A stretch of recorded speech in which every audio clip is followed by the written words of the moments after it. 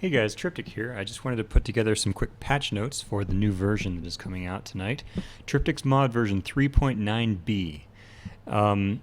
This features the Federation economy redo, and honestly, I have a lot more things that I want to do with it, but I promised you guys I'd have it out so I can have you test it and let me know what you think, and then I can make changes based on your feedback. So there are a lot of little tweaks and tooltip changes and things that I'd like to put in later, and I certainly will be.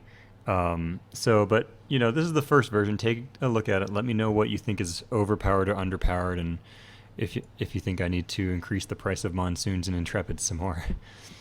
So I'm just going to give you a quick survey of what has been changed.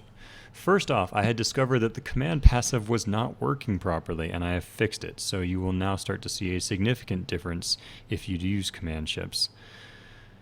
Let's see. For every race, I have increased the starting resources to 3,000, 1,500. However, I've made it so that your starting freighters are no longer free. They will build automatically, but they cost normal amount of resources, and you can cancel them if you want. For the Dominion faction, I have decreased their build costs across the board because people had said they were a bit too weak. One of the big ones I noticed was I had increased their worker cost way too high. So I've reset their worker cost back down, which gives them a much better economy in the early game. They can pump out a lot more constructors and mining yards faster. I've also adjusted Kentracell White so that it is the second special of the Intercept Destroyer, and when the Intercept Destroyer uses it, it can affect all ship sizes, including large ships and battleships. The only difference between the Intercept version and the Siege Cruiser version is that the Siege Cruiser has a slightly longer range on it, and obviously the Siege Cruiser itself is harder to kill. For the Borg, I have modified the Nanite special so that it has a smaller area of effect. Now it only really affects where the visual is. However, nanites stick to a ship that flies through the swarm. So any ship that passes through the nanite swarm will continue to be disabled for up to 8 seconds after it leaves the swarm. With that said, it no longer the disable chance has been increased slightly. However, it no longer stacks with multiple applications of nanites. So if you have 5 nanite swarms in one spot, the disable chance is going to be the exact same for any ship that flies through them.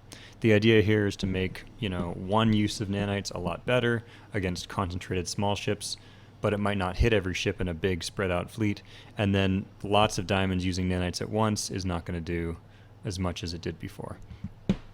For the Federation, they have had their economy completely redone, which means you will now see more dilithium cost on early game ships and tritanium cost on later game ships.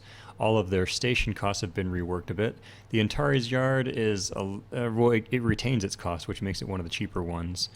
However, the Irati Yard, the Starfleet Command has its price increased slightly, and it no longer costs supplies. Irati Yard is about the same, but the big change here is that chassis levels now increase the build speed of your yards, and this is 20% additive, which means when you have chassis level 1, you get a 20% build bonus. When you have chassis level 2, it is a 40%, and at chassis level 3, your yards are building at 60% increased speed. So for things like Sabres, they actually build a whole lot faster in the later game. And same with Monsoons and Intrepids. For Defiance and Sovereigns, they build a little bit faster than they did in the previous version, but not a lot because they already require chassis level 3 to get to them. I have also increased the strength of Defiance by a fair amount and given them more torpedo firepower. Right now they have 30% torpedo fire, so they basically like the old Officer Defiant. They fire their torpedoes right away, and then their pulses fire continuously. Right now they don't have an Officer ability. I already have a plan for that, so I'm going to do more work on them in the future after I get some feedback for you guys. Starfleet Command also brings in warp-ins faster, and chassis levels are a whole lot more expensive. So warp-ins can actually be replenished a lot faster. It's 180 seconds now instead of 250 seconds, which it used to be. So now you can call in warp-ins every 3 minutes, whereas before it was about 4.5 minutes. But since the chassis levels are more expensive, then obviously it's more about the ship cap on how many ships you can have in at a time.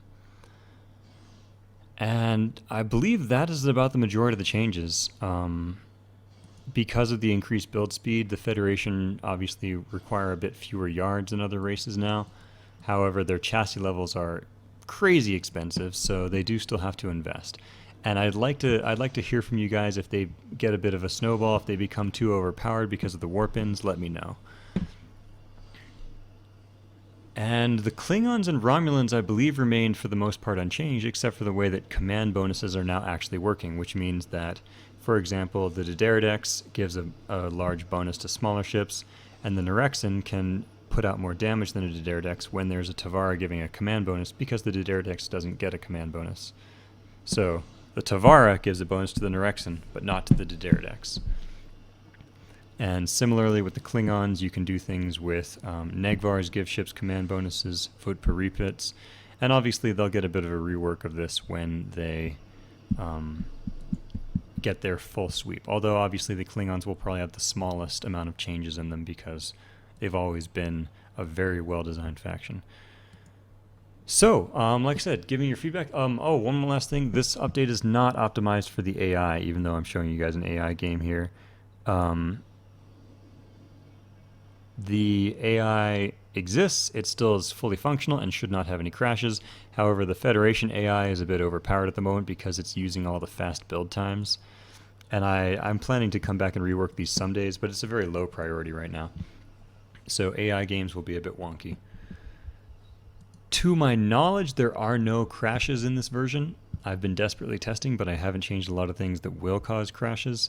But please let me know if you find any bugs or missing tooltips or things like that, and I will adjust them.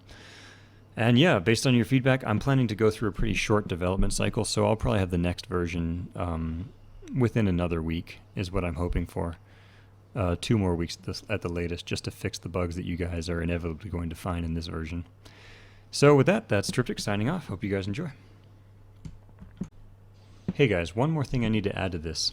I've added functionality, so when you have ships queued up at a Federation Star Yard and the next version of your chassis level completes, the ships that are currently building will finish. However, any other ships that are in the queue will get kicked out of the queue because it's because of the way the Fleet Ops code works.